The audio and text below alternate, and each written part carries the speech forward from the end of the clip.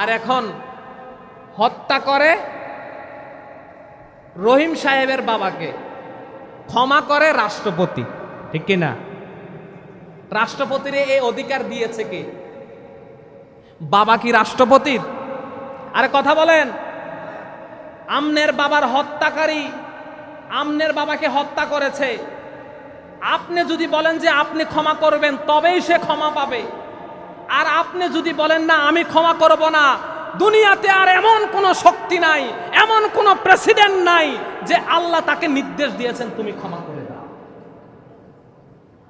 আমনের বাবাকে হত্যা করেছে, ক্ষমা করবেন আপনি, প্রেসিডেন্ট কি? ওটা কি প্রেসিডেন্টের বাবাকে হত্যা করছে? এটা হলো বাংলাদেশের আইন, এটা হলো বাংলাদেশের আইন। প্রেসিডেন্ট, রাষ্ট্রপতি ক্ষমা করবে। বাটপাড়ির একটা সীমা থাকা দরকার, বাটপাড়ি চিটারির একটা সীমা থাকা দরকার। আমনের বাবাকে হত্যা করবে আর প্রেসিডেন্ট ওই সন্ত্রাস, ওই খুনি ডাকাত কি ক্ষমা করে দিবে? এটা কি মেনে নেওয়া যায়? আল্লাহ এর নির্দেশ দেন নাই। হুদুদ, কিসাস, তাশরিয়া, তিনটা শাস্তি। হুদুদ আর কিসাসের শাস্তি হলো কোরআন এবং সুন্নাহ ভিত্তিক। যেটা কোরআন এবং সুন্নাহ দিয়েছেন এটা হলো হুদুদ এবং কিসাস। আর যেটা বিচারক দেয়, দণ্ডবিধি যেটাকে বলা হয়, দণ্ড দেয়া হয়, এটা হলো তাশরিয়া। এটা বিচারকের এখতিয়ার, এটা বিচারককে এই এখতিয়ার দেয়া হয়েছে। আর হুদুদ আর কিসাস এই দুইটার মধ্যে কোনো পরিবর্তন নাই। হুদুদের মধ্যে কোনো পরিবর্তন নাই। এটা আল্লাহর হক। হুদুদ হলো আল্লাহর হক, কিসাস হলো বান্দার হক। হুদুদ কেমন আল্লাহর হক? হুদুদ যেটা, এটা কোনো পরিবর্তন করা যায় না, এটা অপরিবর্তনীয় হুদুদ। যেমন হুদুদের মধ্যে কয়েকটি ভাগ আছে, বিচার করতে হবে হুদুদ পাঁচটি। চুরির বিচার, ডাকাতির বিচার, বেবিচারের বিচার এবং অপবাদ, বেবিচারের অপবাদ দেওয়ার বিচার। এই চারটা। প্রথম চুরি, দ্বিতীয় ডাকাতি, তৃতীয় বেবিচার, চতুর্থ বেবিচারের অপবাদ দেয়া। এই চারটা। আর আরেকটা হলো মদ্যপান করা। এই মোট পাঁচটা। এই পাঁচটার বিচার আল্লাহ ছাড়া কেউ ক্ষমা করবে না। এই পাঁচটা যদি আপনি করেন, বান্দা চাইলেও তাকে ক্ষমা করতে পারবে না, এটা আল্লাহ যদি ক্ষমা না করে। যেমন যেমন ডাকাতি যে করে তাকে বান্দা ক্ষমা করলে হবে না, আল্লাহ যদি ক্ষমা না করে। এটা আল্লাহর হক, এইখানে কোনো পরিবর্তন নাই, এর শাস্তি দিতেই হবে আপনাকে। আর কিসাস, কিসাস হলো হত্যার বিনিময়ে হত্যা, হত্যার বিনিময়ে হত্যা। এটা হলো কিসাস। আপনার বাবাকে হত্যা করেছে, যে হত্যা করেছে তাকেও এখন হত্যা করতে হবে। এটা হলো ইসলামের বিচার, কোরআনের বিচার, কিসাস। হ্যাঁ, যদি সেই বলে যে আমার বাবাকে হত্যা করেছে, আমি তাকে ক্ষমা করে দিলাম, তবেই সে ক্ষমা পাবে। যদি বলে আমি তাকে ক্ষমা করলাম, ছেলে মেয়ে যদি ক্ষমা করে, স্ত্রী ক্ষমা করে, তবেই ক্ষমা পাবে। আত্মীয় স্বজন, ভাই, ছেলে মেয়ে, স্ত্রীরা যদি ক্ষমা করে তাহলে ক্ষমা পাবে। আর তারা যদি বলে না আমি ক্ষমা করব না, তাকে ফাঁসি দিতেই হবে। দুনিয়াতে এমন কোনো শক্তি নাই তাকে আর বাঁচিয়ে রাখতে পারে, তাকে ফাঁসি দিতেই হবে। এটা হলো ইসলামের বিচার। আর এখন হত্যা করে রহিম সাহেবের বাবাকে, ক্ষমা করে রাষ্ট্রপতি, ঠিক কিনা? রাষ্ট্রপতির এই অধিকার দিয়েছে কে? বাবা কি রাষ্ট্রপতির? আরে কথা বলেন। আমনের বাবার হত্যাকারী আমনের বাবাকে হত্যা করেছে, আপনি যদি বলেন যে আপনি ক্ষমা করবেন তবেই সে ক্ষমা পাবে, আর আপনি যদি বলেন না আমি ক্ষমা করব না, দুনিয়াতে আর এমন কোনো শক্তি নাই, এমন কোনো প্রেসিডেন্ট নাই যে আল্লাহ তাকে নির্দেশ দিয়েছেন তুমি ক্ষমা করে দাও। আমনের বাবাকে হত্যা করেছে, ক্ষমা করবেন আপনি, প্রেসিডেন্ট কি? ওটা কি প্রেসিডেন্টের বাবাকে হত্যা করছে? এটা হলো বাংলাদেশের আইন, এটা হলো বাংলাদেশের আইন। প্রেসিডেন্ট, রাষ্ট্রপতি ক্ষমা করবে। বাটপাড়ির একটা সীমা থাকা দরকার, বাটপারি চিটারির একটা সীমা থাকা দরকার। আমনের বাবাকে হত্যা করবে আর প্রেসিডেন্ট ওই সন্ত্রাস ওই খুনি ডাকাত কি ক্ষমা করে দিবে? এটা কি মেনে নেওয়া যায়? আল্লাহ এর নির্দেশ দেন নাই, কোরআন সুন্নাহ এটা বলেন নাই। আল্লাহ এবং রাসূল বলেছেন যার পিতাকে হত্যা করা হয়েছে সেই ক্ষমা করবে, অন্য কারো অধিকার নাই। সে যদি টাকার বিনিময়ে আপনার সাথে মিটমাট করতে চায়, আপনি চাইলে তাকে ক্ষমা করতেও পারবেন, নাও পারবেন, সম্পূর্ণ অধিকার আপনার। কিন্তু আমাদের বাংলাদেশে সম্পূর্ণ উল্টা। রাষ্ট্রপতি যদি ক্ষমা করে দেয়, সে ব্যক্তি ক্ষমা পেয়ে গেল।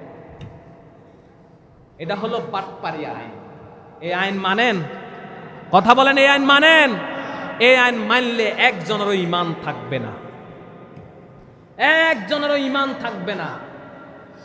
এই আইন মানি না, এই সংবিধান মানি না, এই বিচার ব্যবস্থা আমরা মানি না, ঠিক কিনা? এটা মানি না। বিচার করতে হবে কোরআন দিয়ে, বিচার করতে হবে সুন্নাহ, বিচার করতে হবে ইসলাম দিয়ে। ডাকাত ধরে শুলে চড়াও অথবা হত্যা করো, হাত কেটে দাও, এটা হলো কোরআনের আইন। কিন্তু আজকে ডাকাত ধরে থানায় নেই, 2-4 দিন জেলে থাকে, 2-4-5 লাখ 10 লাখ টাকা দিয়ে আবার বের হয়ে যায়। জেলখানায় বড় সন্ত্রাসী থাকে না, জেলখানায় বড় সন্ত্রাসী থাকে না, বড় সন্ত্রাস সব জেল থেকে বের হয়ে যায়, কারণ এদের হাত থাকে লম্বা। জেলখানায় গেছেন কেউ? এখানে একজনও নাই জেলখানায় গেছেন?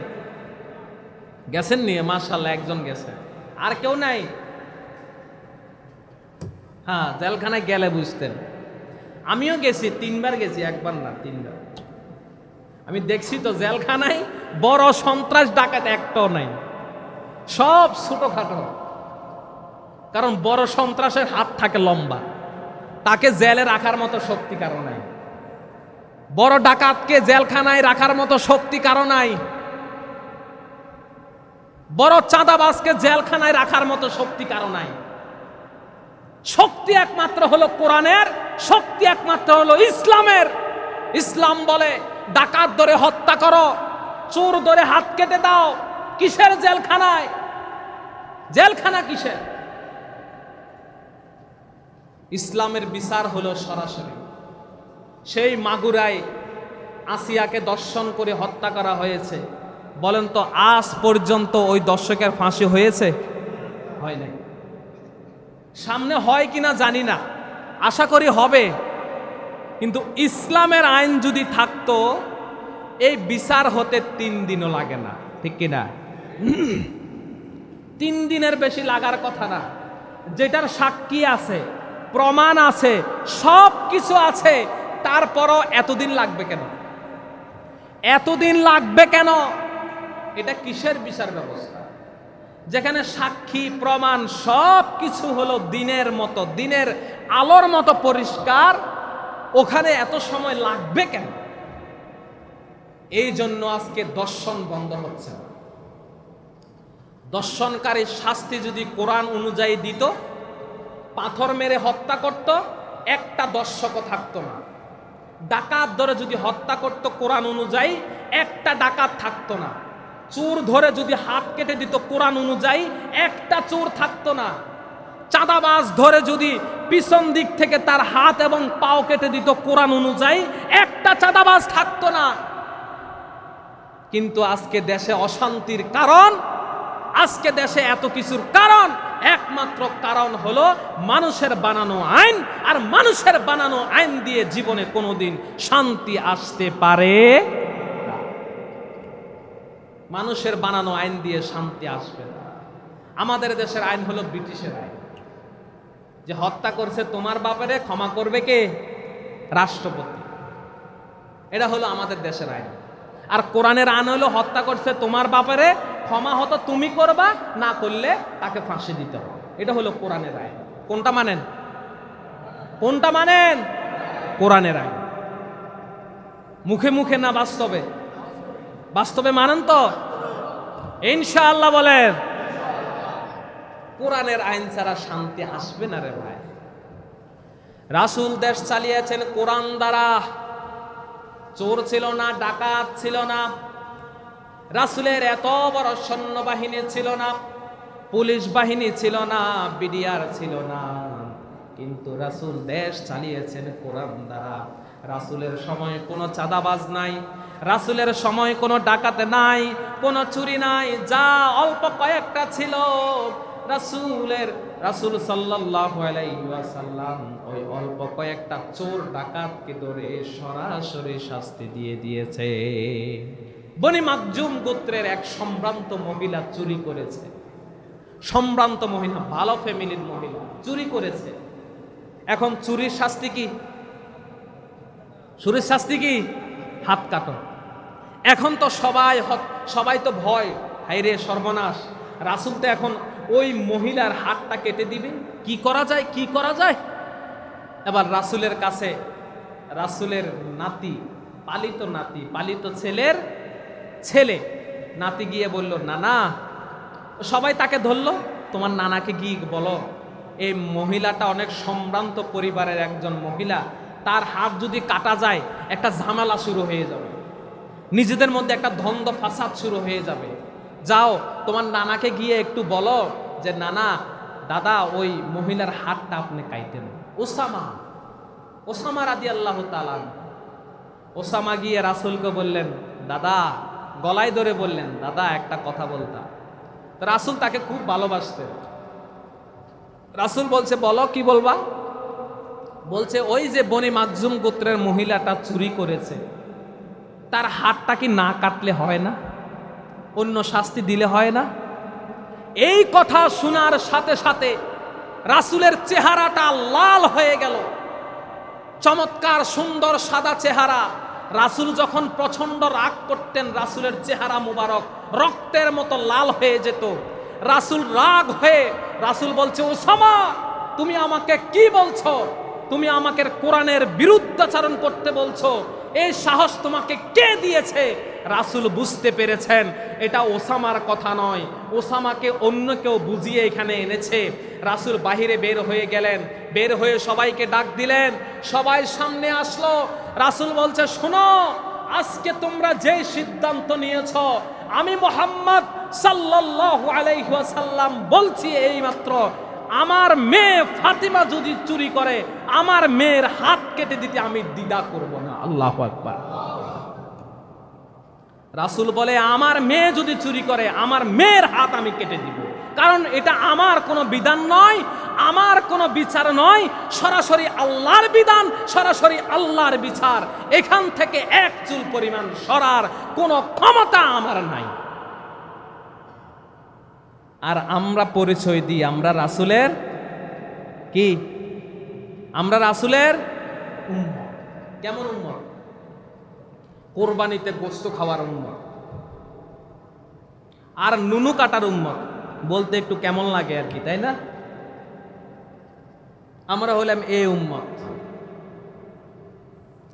নাই কোরআন সুন্নাহর কোনো কিছুই নাই আমাদের মধ্যে। ৫৪ বছর দেশ স্বাধীন হয়েছে, চুরি বন্ধ হয় নাই, ডাকাতি বন্ধ হয় নাই, দর্শন বন্ধ হয় নাই, হত্যা বন্ধ হয় নাই, লুটতরাজ বন্ধ হয় নাই, চাঁদাবাজি বন্ধ হয় নাই, দর্শন বন্ধ হয় নাই। একমাত্র কারণ মানুষের বানানো আইন দিয়ে কোনোদিন হত্যা, দর্শন, লুণ্ঠন বন্ধ হবে না। ঠিক কিনা? বন্ধ হতে পারে একমাত্র কোরআনের আইন দ্বারা। কোরআন একমাত্র বন্ধ করতে পারে। আল্লাহ যে সূরা মাইদার মধ্যে বলেছেন, কি বলেছেন দেখেন, আল্লাহ বলেন, ওয়ায়াসআউনা ফিল আরদি ফাসাদান আইয়ুকাত্তালু আও ইউসাল্লাবু আও তুকাত্তা আইদিহিম ওয়া আরজুলুহুম মিন খিলাফিন আও ইউনফাউ মিনাল আরদ। আল্লাহ তিনটা কথা বলেছেন। যারা এই ধ্বংসাত্মক কাজ করবে, এই ডাকাতি করবে, এই হত্যাযজ্ঞ করবে, এই চাঁদাবাজি করবে, সবগুলার মিনিং একটা, অর্থাৎ পরিবেশ নষ্টকারী কোনো ধ্বংসাত্মক কাজ করবে, আল্লাহ বলেন তাদের শাস্তি হলো তাদেরকে হত্যা করা অথবা তাদেরকে শুলে চড়াই দাও। দ্বিতীয় শাস্তি হলো তাদেরকে পিছন দিক থেকে হাত এবং পাগুলা কেটে দাও। তৃতীয় শাস্তি হলো তাদেরকে জমিন থেকে বের করে দাও। দেশ থেকে বের করে দাও, এমন কোথাও বন্দি করে রাখো যেন ওখানে তারা ভালো হয়ে আবার আসতে পারে। এই তিনটা শাস্তি কার? একটাও হয়? একটাও হয় না। একটাও হয় না তো শান্তির আশা করেন কেন? রাজপথে মিছিল করতে পারবেন, দর্শনের বিরুদ্ধে কোনো লাভ হবে না, কোনো লাভ হবে না। ওয়াজ করতে পারবো, কোনো লাভ হবে না। সমাবেশ করতে পারবো দর্শনের বিরুদ্ধে, ডাকাতির বিরুদ্ধে, কোনো লাভ হবে না। কারণ প্র্যাকটিক্যাল ভাবে এগুলা প্রয়োগ করতে হবে, না হলে কাম হবে না। এই জন্য প্রিয় ভাইয়েরা, এগুলার বিরুদ্ধে আমাদেরকে সোচ্চার হতে হবে। কি আশ্চর্য, সামান্য টাকার জন্য মানুষকে মানুষ হত্যা করে ফেলে। মানুষের মধ্যে এই মায়াটুকু নাই, এই বিবেকটুকু নাই। সামান্য টাকার জন্য আপনি আরেকজনের স্ত্রীকে দর্শন করে দিবেন। আপনার মধ্যে এই মানবতা নাই, স্বামীকে বেঁধে রেখে স্ত্রীকে গণদর্শন করে। এটা কেমন সমাজ? এটা কেমন সমাজ? ছোট্ট মেয়েকে দর্শন করে।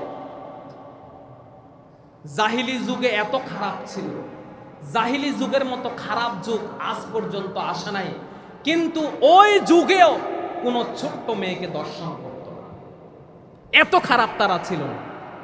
কিন্তু আজকের সমাজে 5-7 বছরের মেয়েকে দর্শন করে মেরে ফেলে।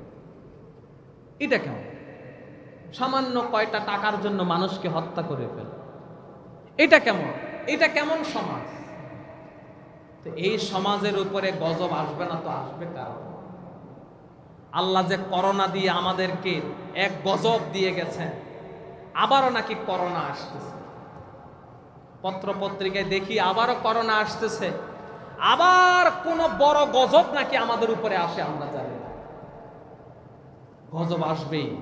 যদি আমরা পরিবর্তন না হয়, গজব আমাদের পিছু ছাড়বে। প্রিয় ভাইয়েরা, আপনারা রাগ করার জন্য কথাগুলো বলি নাই। বলে হুজুর কি শুধু আমাকে ইন্ডিকেট করে বলেন? না, বাংলাদেশে আমি এখন সব দলের মধ্যেই কম বেশি চাঁদাবাজ দেখতে পাচ্ছি। কি ঠিক না? সব দলের মধ্যে কেউ 100-এ 100 ভালো না, সব দলের মধ্যে। এই জন্য সব দলের মানুষগুলোকে সতর্ক করছে, এর থেকে বিরত হন, এর থেকে বিরত হন, না হলে নিজেও ডুববেন, নিজের দুনিয়া আখেরাত দুটোটাই যাবে। কারণ যারা ডাকাত, সন্ত্রাস, চাঁদাবাজি করে, দুনিয়া আখেরাত।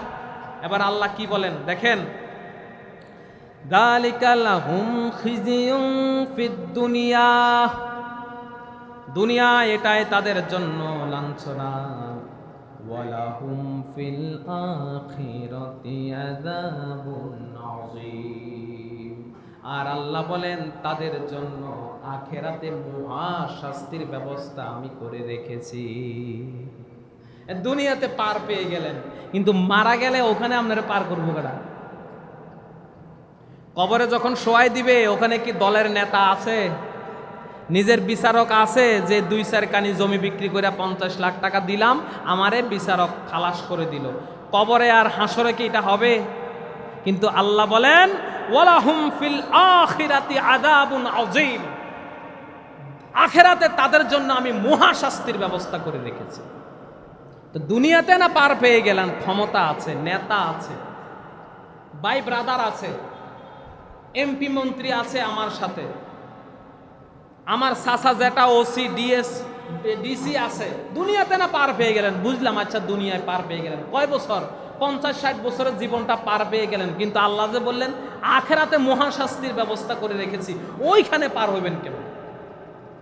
অন্তত আখেরাতে চিন্তাটা করে হলেও আমরা ভালো হয়ে যাই।